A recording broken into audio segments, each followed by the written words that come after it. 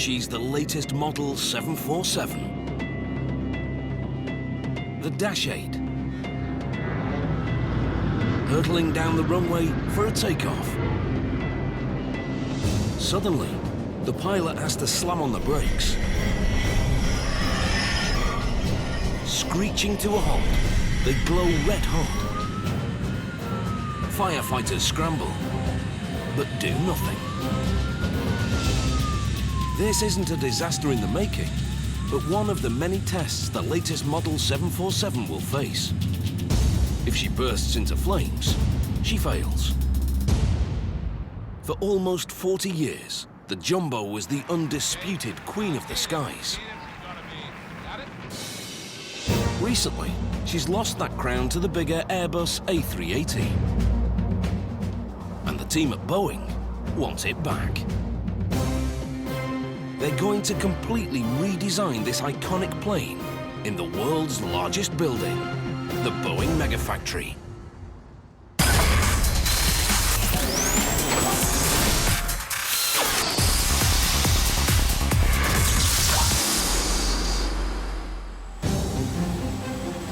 After 5 tense minutes, fire crews cool the brakes in the 747's wheels. It's proof she can abort a takeoff safely and let passengers escape.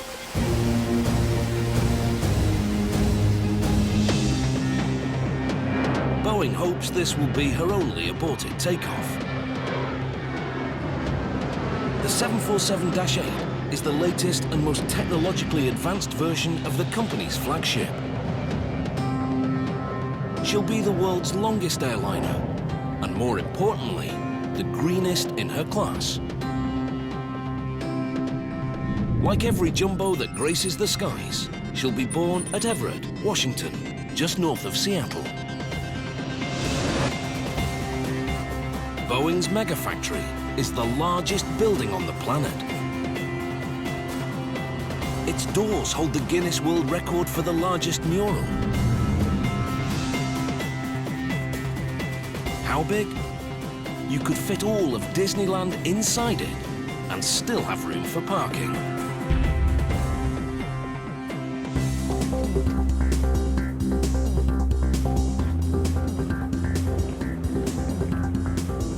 This is more than just a factory. It's a small city with its own fire department and 7 of America's busiest coffee shops right there on the factory floor. Alrighty, it's gonna be 207, please. There's an armada of industrial-strength trikes and bikes to help the employees get around. But it takes most people months to learn the factory layout. The size was definitely overwhelming. It was a little hectic. Didn't really know exactly what I was doing or really where I was going. 23 and a half years, and I still get lost in this factory sometimes too.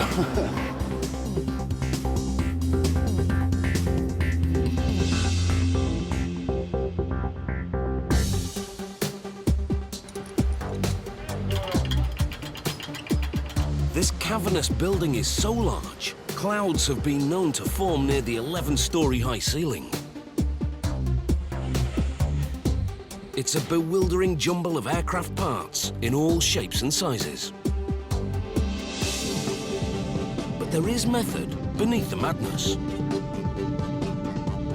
Each jet the company makes here has its own assigned space. This area is reserved for the company's darling, the 747.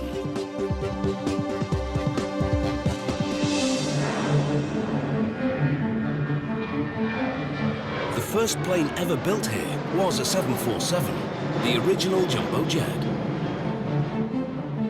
She quickly establishes herself as the undisputed queen of the skies. Her dominance goes unchallenged for 40 years. Until in 2007, the Airbus A380 eclipses her in size and capacity. It's a double-decker, seating 550 passengers. The A380 is Airbus's response to the upsurge in air travel over the past decade. There's really an upturn in the aerospace industry. We're seeing people fly more often, airplanes are full. There's really a lot of demand for new airplanes. But not just any planes. Airlines are demanding more efficient planes. The A380 fits the bill. But in this environment, the old jumbo doesn't cut it anymore.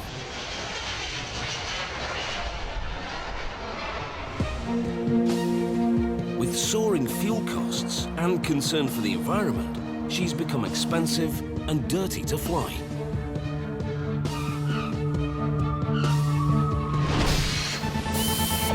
But Boeing isn't throwing the baby out with the bathwater. Instead of designing a new plane from the ground up, which could take a decade and billions of dollars, they're going to give a radical makeover to their old favorite. A better and greener jumbo. The Dash 8 will fly faster, travel a third of the way around the world without refueling, and burn a lot cleaner than any 747 before it. We really think the 747-8 is the right size airplane for the market. Airbus offers, of course, a bigger airplane than the A380. The 747-8 will burn less fuel per seat than the A380. So important decisions for an airline when they're deciding on what type of big airplane they need. But the A380 is already flying, so Boeing has some catching up to do. Good thing that in the hangar next door, they've got some innovative technology ready to go. This is where they're making the revolutionary carbon fiber Dreamliner, the 787.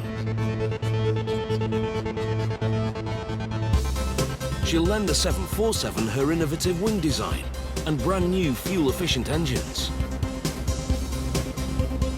The new jumbo is even named after her little sister. She'll be the 747-8. She's borrowing from the future, but also from her own 40-year heritage.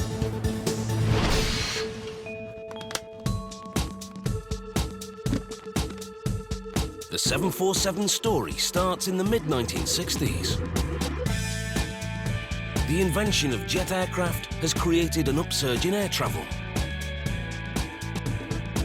Demand for intercontinental flights is taking off.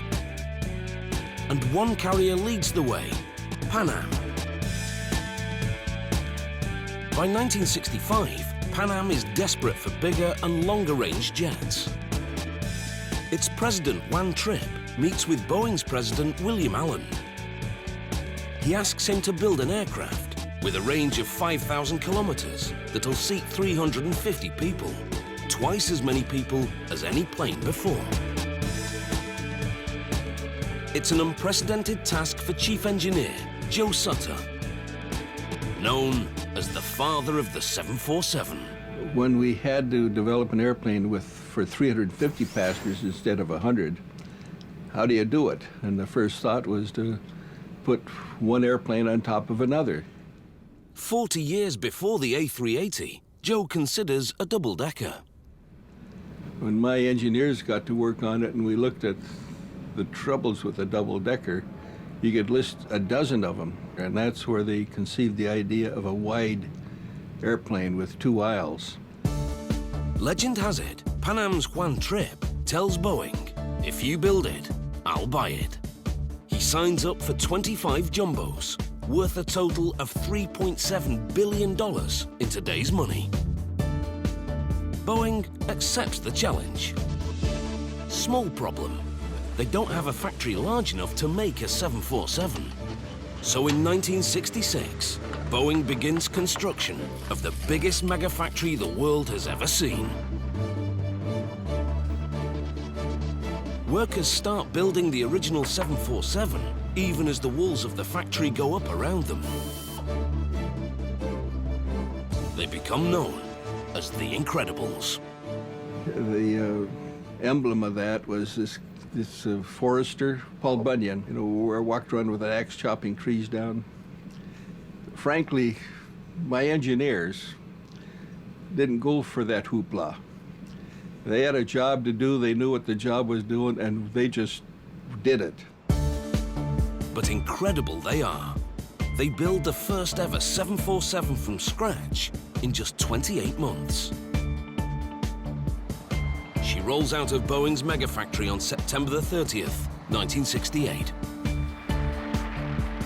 A champagne moment that didn't go quite as planned. Now the cadence, and don't break it yet, the cadence is going to be 1, 2, 3. Got it? Okay, wait.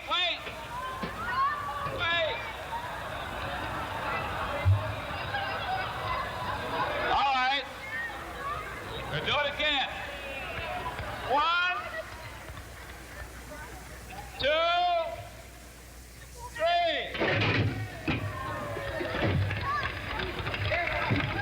3. We did have a few problems, but the moment of lifting off was a great moment of relief, I think, for all of us. People have asked me if we were concerned, about our personal safety, but no, we weren't. That didn't enter into it. We were busy. We had a job to do. There was a lot to think about, and we were very excited. When we got out, we were mobbed by everybody, and it was a great moment, and it was a great airplane.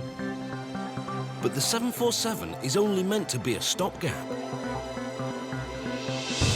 In the mid-60s, the world wants supersonic flight, planes that can travel faster than the speed of sound.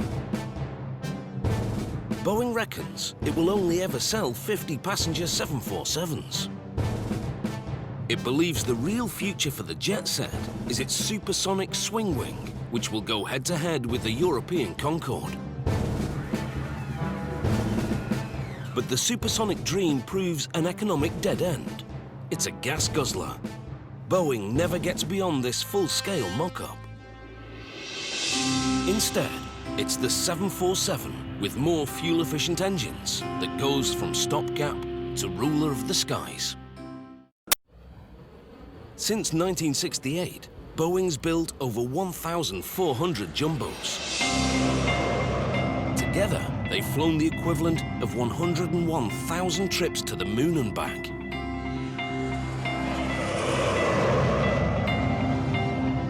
And they've all been handcrafted here at the Boeing mega factory. In 43 years, that hasn't changed. Making a jumbo is still hands-on work.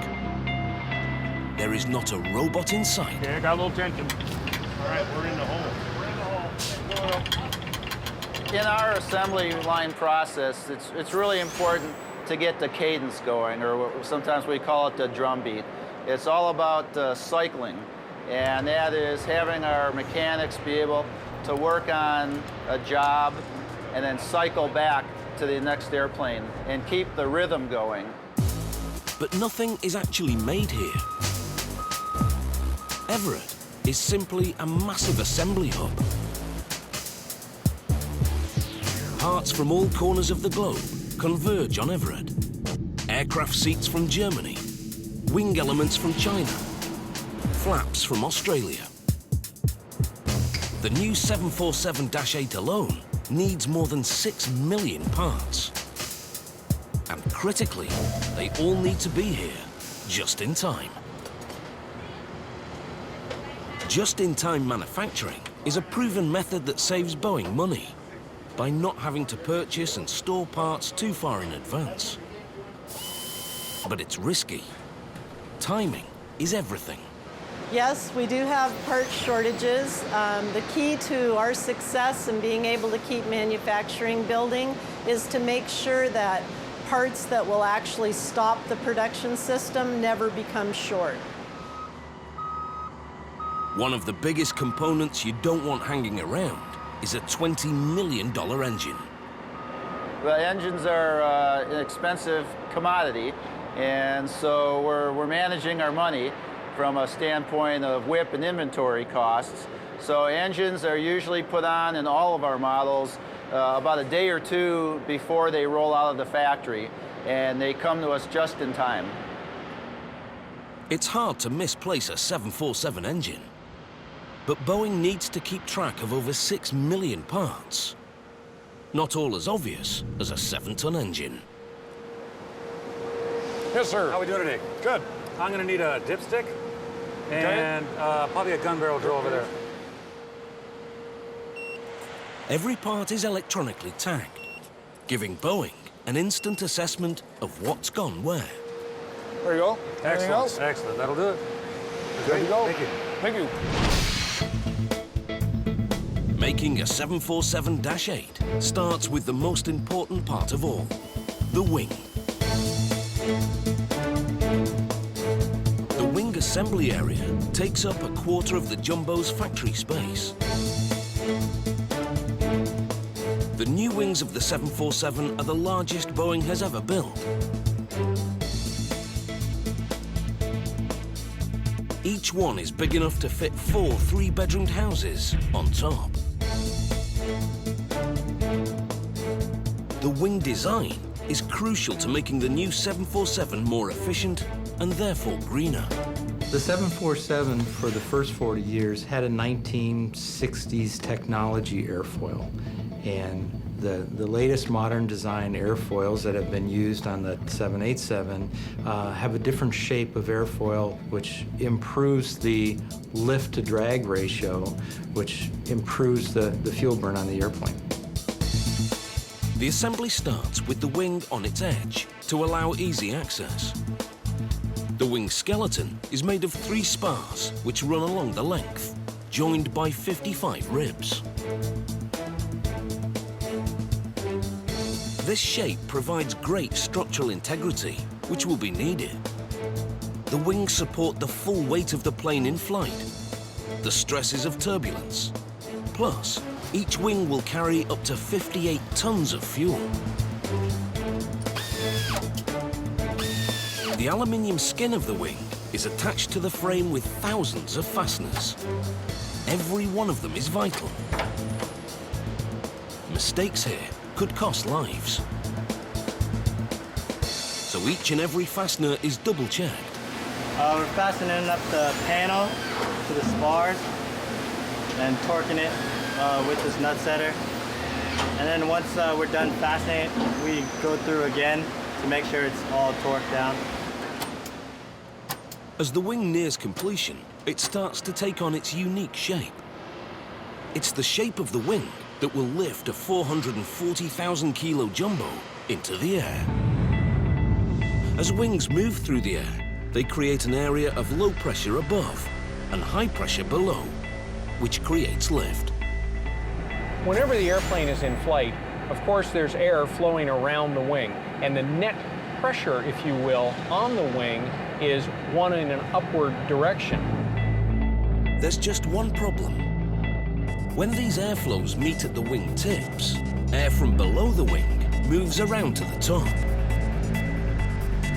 This circular flow forms a vortex, or dirty air. This dirty air adds downward pressure on the wing and reduces the lift it can generate. The solution is slanted or raked wing tips. These new wing tips force the vortices to form at the very end of the wings and help reduce drag.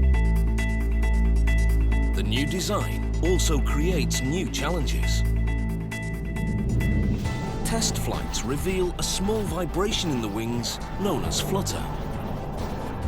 The wings have been oscillating up to 5 centimeters. During the testing on the airplane, we put the airplane through all corners of the envelope, the speed envelope, the altitude envelope. When we were at high speed with certain payload on the airplane and certain fuel, we did notice a small vibration of the wing and engine combination. In extreme cases, flutter could bring a plane down by literally shaking the wings off. To meet regulations and prevent delays, the problem with the wing needs to be eliminated, or it could ground the 747 program.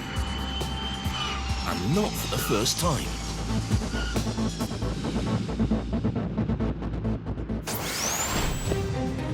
In the late 60s, the original 747 had a different wing issue. Wind tunnel tests showed the pressure on the wing was not distributed correctly, threatening a complete redesign. But Joe Sutter came to the rescue. We came up with the idea of just twisting the outboard wing down a couple of degrees. The thought was maybe this would work. Well, they tried that in the wind tunnel, and with just that simple fix, we solved the problems. This simple fix works. It distributes the stresses on the Jumbo's wings correctly, and the 747 is good to go. In Joe's honor, it's dubbed the Sutter Twist. The twist is key to the Incredibles completing the Jumbo on time for its launch. But the Dash 8 story takes a different twist. In a typically 21st century solution, engineers use the plane's computer systems to cancel out the vibrations. They call this computerized system fly-by-wire, a huge improvement on the cables that used to control the wings. A pilot input would cause a cable to move, which would, in turn, signal to the surface to move. A fly-by-wire system is where you've got computers in the loop. It's where a pilot will move the column, turn the wheel, and when they do that, it sends an electronic signal by a wire to the actuator that will control the surface. Now, what that allows you to do is put more computer and more flight control software technology into the handling characteristics of the airplane. They can use the computer system to make tiny changes to the wing controls to cancel out the flutter. It's a simple solution in the spirit of Joe Sutter's Incredibles. I have an immense amount of pride working on a product that Joe Sutter and his team effectively designed, built, and tested before I was in kindergarten. In 1968, Joe Sutter and his team of Incredibles give the world the most iconic shape in commercial aviation history. That famous hump. But they don't design it as a first-class retreat for the jet set. Because Boeing thinks the future is supersonic, they see the Jumbo's future as a freighter. So luckily, the passenger requirement for 350 passengers and the big freight capacity requirements blended together, so we could build a fairly optimum airplane for both the passenger role and the freight role. Getting passengers on is easy. Getting large cargo on, that's a challenge.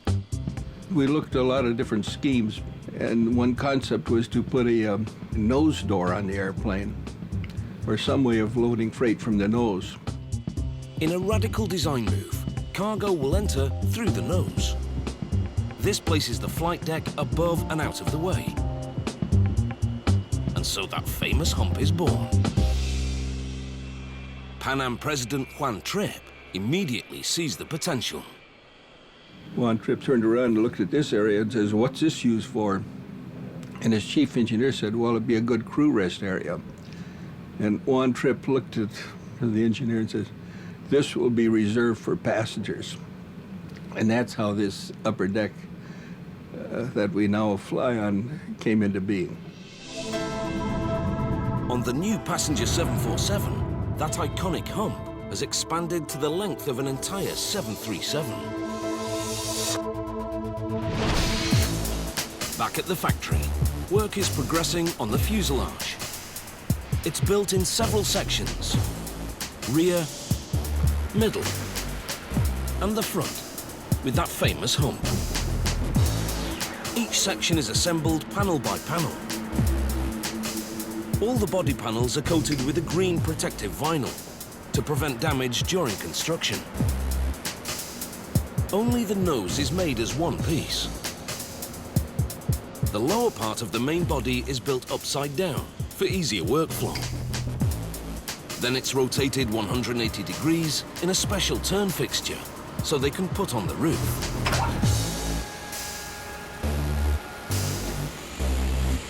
Once assembled, it's so unwieldy, only a mammoth 34-ton crane can lift it. A total of 26 cranes on 50 kilometers of ceiling tracks fly the sections around the massive complex. You got to tell all the airline pilots that, hey, we flew them first for you. We can just pick it up and fly it wherever it's got to go. Set it back down, and people get to go to work on it. There are a couple people that have a fear of heights that are in this job, but it's best if you don't. Before the fuselage pieces are moved to their final assembly position, it's critical to make sure that nothing is left behind. A loose bolt could cause a disaster if it rolled into the wrong place, such as an engine or even one of the fuel tanks. Every rivet, every fastener you put in, it could be a critical item. I remember an old saying I heard years ago, quantity is something you count, quality is something you count on. It's 2 a.m., but Boeing never sleeps. Inside the world's largest building, an extremely complicated maneuver is underway.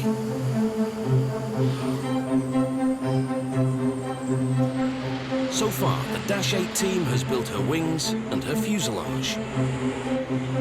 Now it's time to bring it all together. To make this Dash 8 look like a jumbo. Joining up the three sections of the fuselage is one of the most demanding jobs in the entire assembly process, which is why it's done in the dead of night. It's safer, fewer people on the floor, less chance of something going wrong. With millions of dollars worth of aircraft parts coming together, this is an extremely delicate industrial dance. The ground crew have to pay attention to the smallest details. The crew are positioning the forward section to receive the wings. When lowering a section, the team must be precise. To line up to make sure that we set in the cradle at the right position. It's a matter of quarter inch either way. The wings are now joined to the center fuselage. They span almost the entire width of the factory floor. Two tractors must pull at exactly the same speed to stop the wing section from veering off into the sides of the factory. The clearance between the walls and the wing tips is just 5 centimeters. Next, the tail section joins up with the rest of the plane. The characteristic jumbo outline is taking shape. She's 76 meters long and 68 meters across. Thousands of hands have got the aircraft to this stage. The task of managing and organizing such a large crew isn't easy. But it's something Boeing has had plenty of practice at over the last 40 years.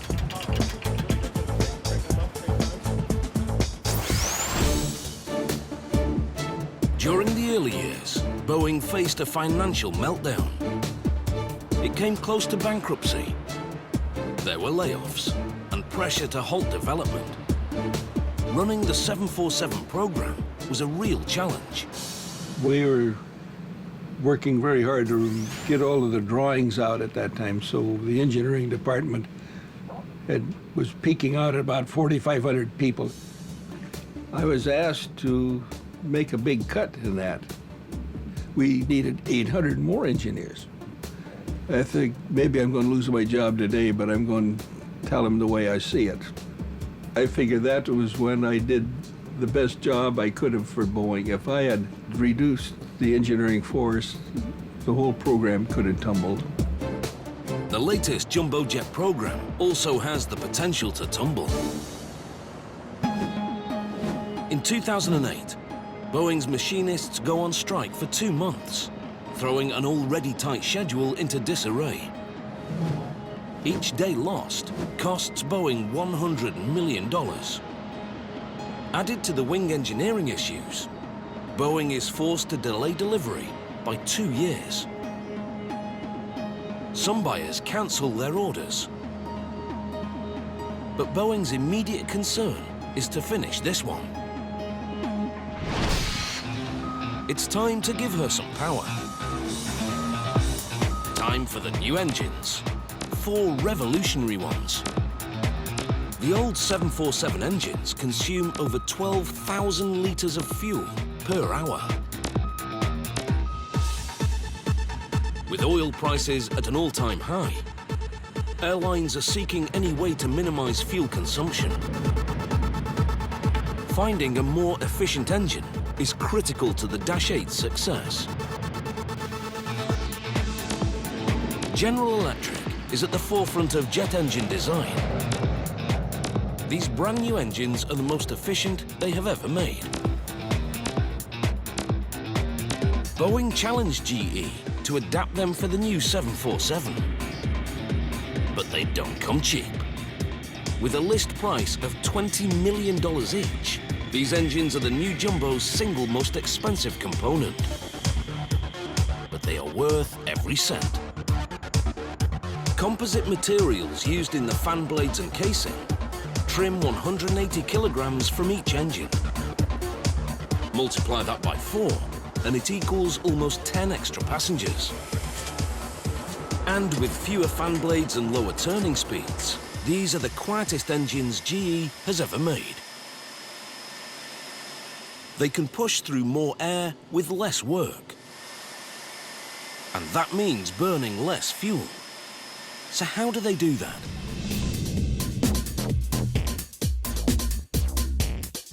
Only 10% of the air is mixed with fuel and burnt in the combustion chamber, driving a series of turbines that power the big fan at the front. And that's the fan which pushes the other 90% of the air out the back of the engine, creating thrust.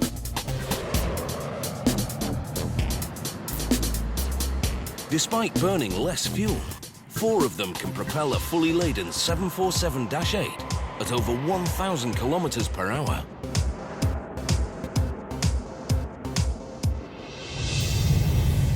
Just one of these engines creates as much thrust as all 8 engines on a B-52.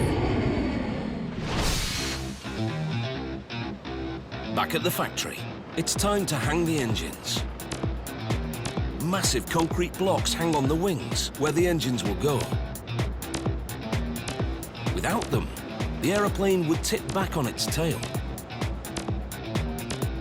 Each engine weighs 7 tons, and there are 4 engines to get off their trolleys and onto the wings. That's like hanging 4 bull elephants.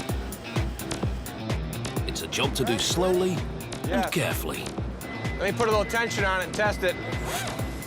If the 4 winches are slightly misaligned, it won't go in square, and they're in trouble. 45.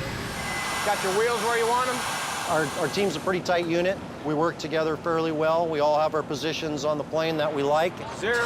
All right, start pulling your pins. Yep. We communicate well together this way. Keeps us from getting into any troubles.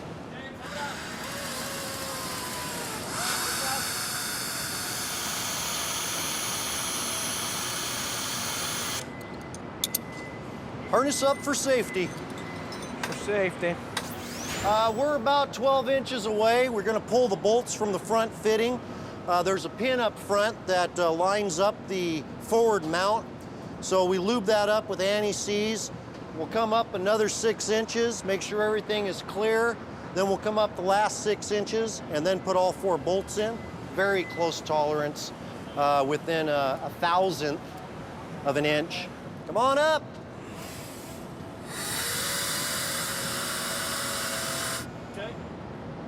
It only takes 8 bolts to hang these massive engines. All 4 started, all grabbing.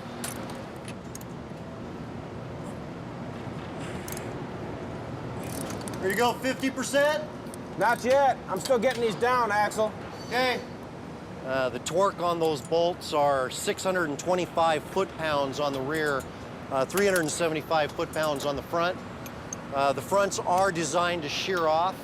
That's per design, and that's in case there is any problems that the engine will shear at the front, fall back, and break away from the plane without taking out wings or flaps or any of that. There's one. There are 3 more engines to mount. Once again, the crew will need to burn the midnight oil to get the job done.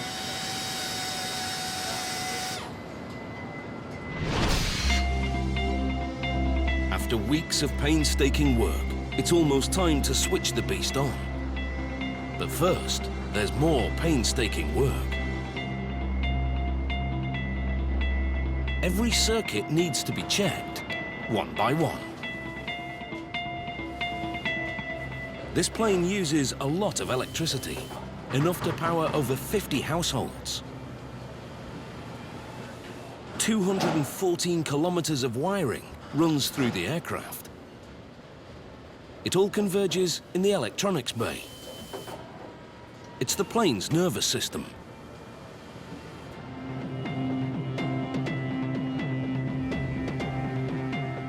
The new fly-by-wire technology is controlled by onboard computers. But it's not totally automated. The pilot can override the computer.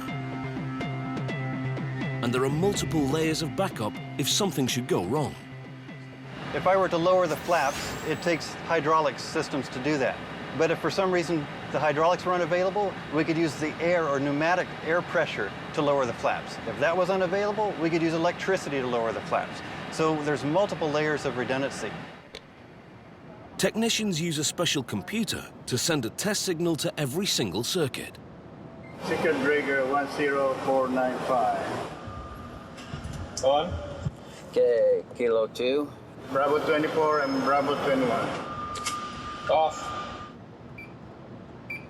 The moment of truth. Time to plug in the factory power supply and fire her up for the first time.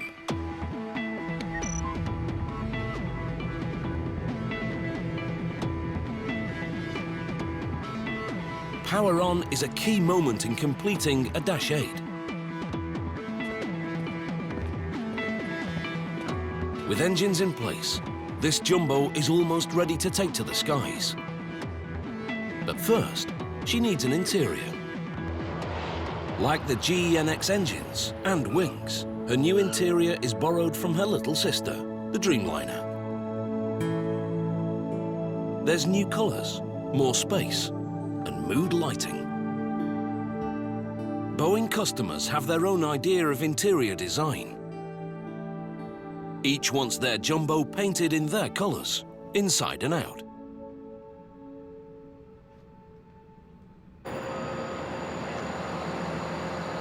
In the mega factory's huge paint shop, the green protective vinyl is washed off.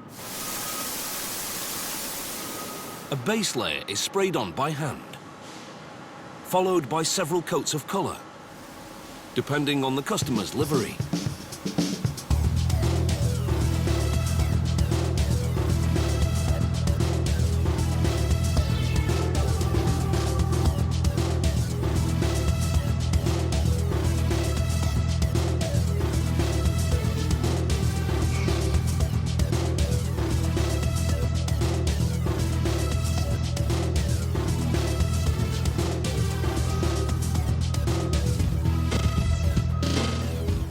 They need to be careful with the number of layers they apply. Too much paint could mask telltale signs of metal fatigue. And besides, the extra weight of more paint would only increase fuel consumption. A typical paint job uses 500 kilos of paint. It will last 4 years.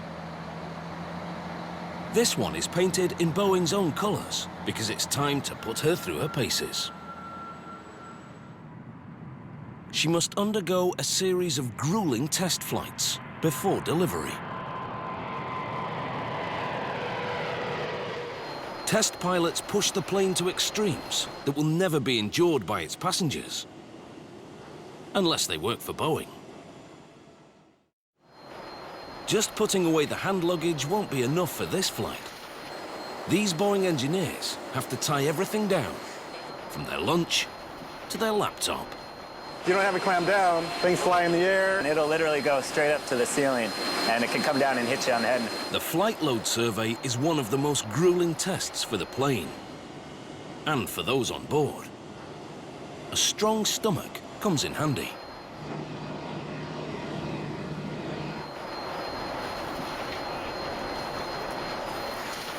It might look like fun, but it's serious business. The Flight Load Survey tests weight loads across the plane. The pilots perform extreme maneuvers, pitching the plane up, then down, going from 0 gravity to 2 Gs in seconds, stressing the fuselage and the wings. It's great fun for them for the first couple of minutes, but imagine that we do this for several hours at a time. Sooner or later, maybe it's not such great fun anymore. During these tests, the weight distribution of the plane is controlled using water. The pilots and engineers can pump water through barrels to shift weight along the fuselage. This simulates various load configurations the plane might encounter when it's in service. At the forward center of gravity, aft center of gravity, heavyweight, lightweight, we need to be sure that over the entire range of operating envelope of the airplane that the characteristics are good. Next, the Dash 8 faces the grueling velocity minimum unstick test. Test pilots try to take off as slowly as possible.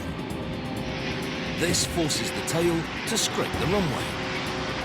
To pass the test, the plane must safely lift off at this speed. If a pilot were to inadvertently abuse a takeoff and the tail were to strike the ground before takeoff, that the airplane can still lift off safely in that attitude. And so when we do that, we attach a long wooden block on the tail so that we'll drag the tail on the ground and we don't damage the skin of the airplane that way.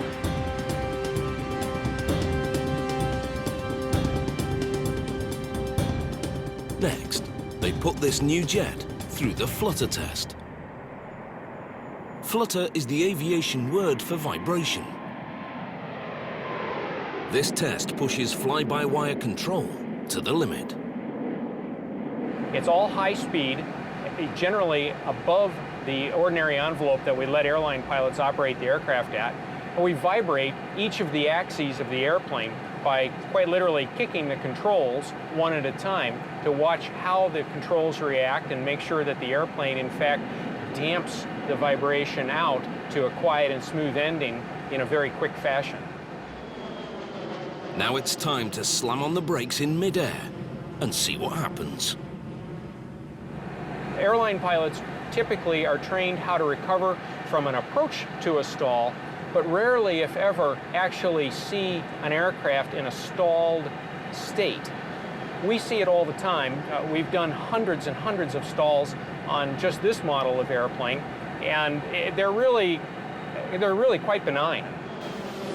A stall is when a plane's nose rises too high. The wings then stop generating lift, and the plane begins to fall from the sky. I just release back pressure on the column and let it migrate towards the center, and sometimes I just drop my hands to my sides. The airplane recovers just fine all by itself.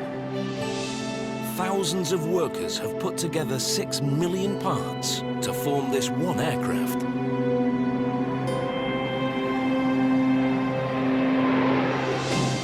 She's conquered everything the test pilots could throw at her. She's survived manufacturing delays and deadlines. For just $333 million, you can have a brand new Boeing 747-8 all of your own. The new Jumbo is ready to take on the ultimate test. Competition in the skies. I would tell new pilots of the 747-8 to be excited. This is a wonderful machine. But I think this 747-8 will be the airplane that it will be the airplane for the next 20 years. The world's biggest building, this mega factory, is delivering its 3,381st aircraft. She's a little bit late, but worth the wait. The brand new 747-8 is ready to reclaim her title as Queen of the Skies.